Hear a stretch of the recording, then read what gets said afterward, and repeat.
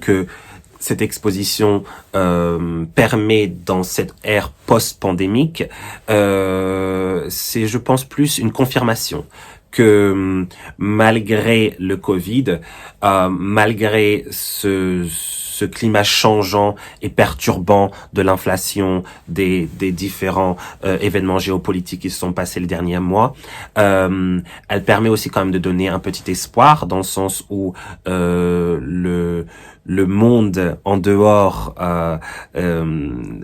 des anciens pays développés, donc que ce soit l'Europe occidentale, l'Amérique du Nord, l'Océanie, est vibrant. Pourquoi? Parce que on ne peut pas constamment s'inscrire dans le même langage de développement. Chaque développement doit être relatif aux différents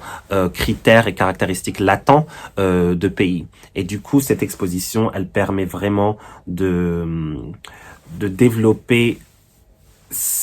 d'inspirer de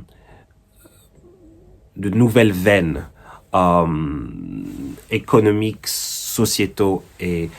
politiques demain. Pour revenir, comment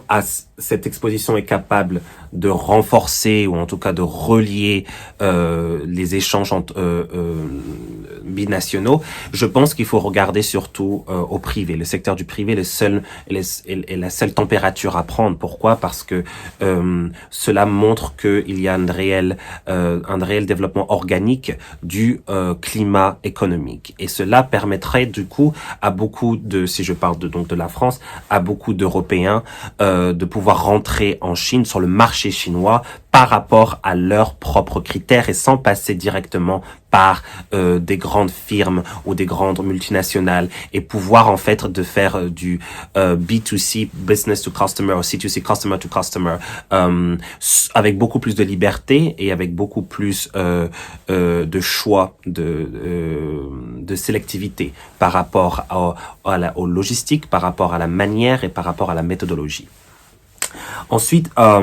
si je voudrais proposer un produit, je pense à Rhythering, je dois revoir peut-être la prononciation, qui est en fait une technologie française médicale et qui a en fait gravité plus dans ce qu'on appelle maintenant les iWatch ou les montres intelligentes, mais elle est très différente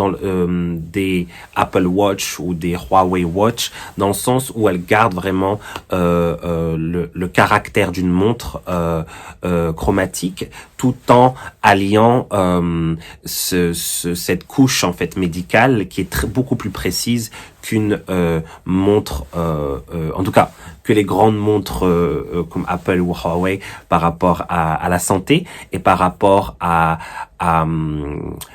au suivi médical, parce qu'elle permet aussi d'avoir une liaison directe avec le système sanitaire, en tout cas français ou alors demain européen, et du coup elle propose une sécurité sanitaire beaucoup plus profonde là-dessus.